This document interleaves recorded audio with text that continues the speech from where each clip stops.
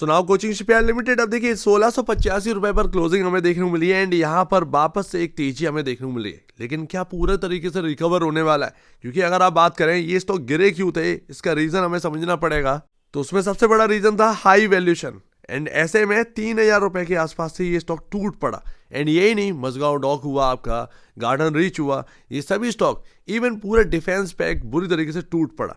And यहाँ पर आपके सामने अगर रिटर्न की बात करें तो 1 जनवरी की जो प्राइस था 681 रुपये था एंड वो स्टॉक है 681 वाला 3000 रुपये बिक गया। अब ऐसे में हाई वैल्यूएशन पे तो चलना हो गई, ऐसे में करेक्शन आना सीधी सी बात है, बट इसका मतलब ये नहीं कि अभी एकदम से रिकवर हो जाए।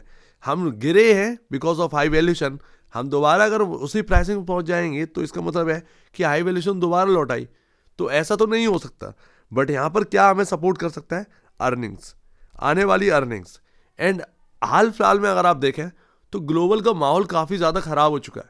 अब कोचिंग शिपयार्ड तो थोड़ा बहुत चला, मझगांव डॉक भी चल पड़ा, गार्डन रीच भी चल पड़ा।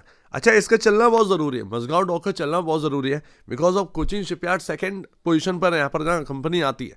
अब वो मझगांव डॉक की वैल्यूएशन को सरपास नहीं कर सकता, सिंपल सी बात है, उसके लिए चाहिए बहुत कुछ। यानी कि मझगांव डॉक से अगर आप बेहतर होंगे तभी तो वो वैल्यूएशन आप सरपास कर पाएंगे, वो आप में है नहीं। तो सिंपल सी बात है, मझगांव डॉक जितनी वैल्यू पर होगा उसके हाफ वैल्यू पर कहीं ना कहीं यहाँ पर कोचिंग शिपयार्ड को होना चाहिए। अब ये तो बात रही अलग। यहाँ पर अगर आप देखें तो सीरिया में जो वॉर स्टार्ट हो चुकी है कई ऑर्गेनाइजेशन के बीच में, एक को सपोर्ट कर रहा है रसिया, एक को कर रहा है यूएस, तो ऐसे में वो वॉर जो है वो काफ़ी इंक्रीज पड़ रही है। ऐसे में डिफेंस स्टॉक ही यहाँ पर जो है ना सबसे बढ़िया पिक नज़र आते हैं। एंड डिफेंस स्टॉक में कोचिंग शिपयार्ड है, मझगांव डॉक है, आपका गार्डन रीच है, आपका यहाँ पर भारत डायनेमिक्स है जो कि काफ़ी इंपॉर्टेंट यहाँ पर जो ना प्लेयर नज़र आता है।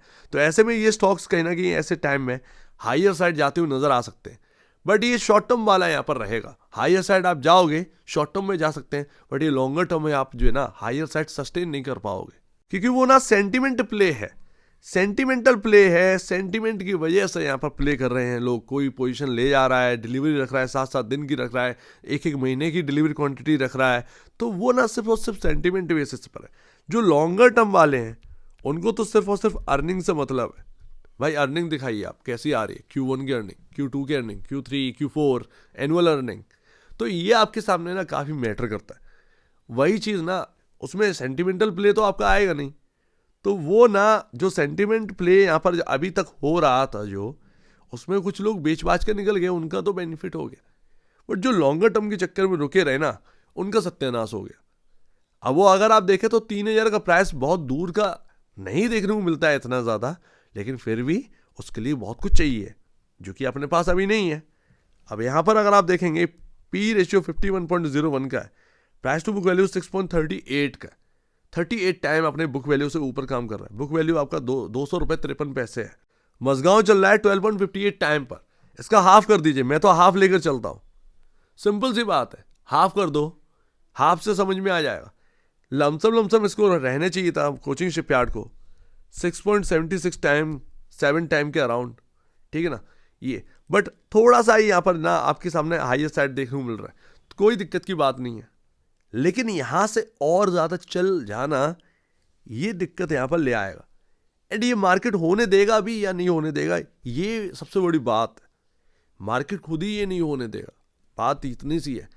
फर्स्ट फेज जो था उसमें स्पेकुलेशन बहुत ज़्यादा हो चुका, सेकेंड फेज में वो चीज़ें नहीं होती, सिंपल सी बात है, क्योंकि लोग जान जाते हैं कि हुआ क्या है। एंड जब लोग जान जाते हैं हुआ क्या है तो फिर उन्हें लेना देना होता नहीं है, तो बात इतनी सी है।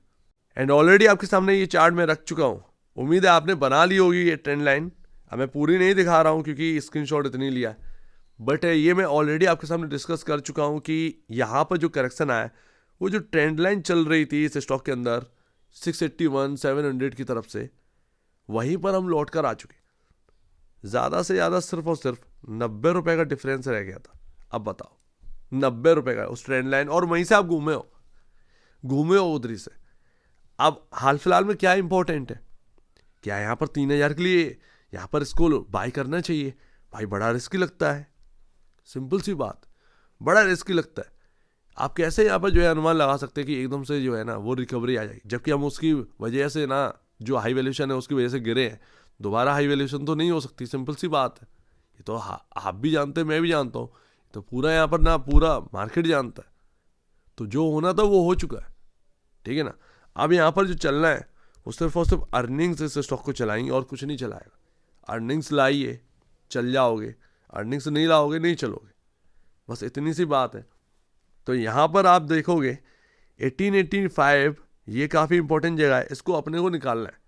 कैसे निकालेगा ये स्टॉक देखी जाएगी, बट आप 2 मूविंग एवरेज के ऊपर आ चुके हैं।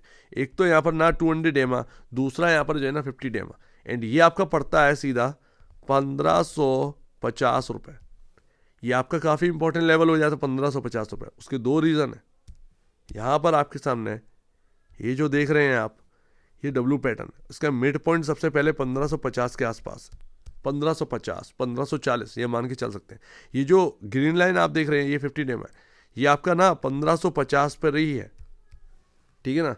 तो यानी कि आपका पैटर्न प्लस 50 EMA ये आपका यहाँ पर 1550 पर।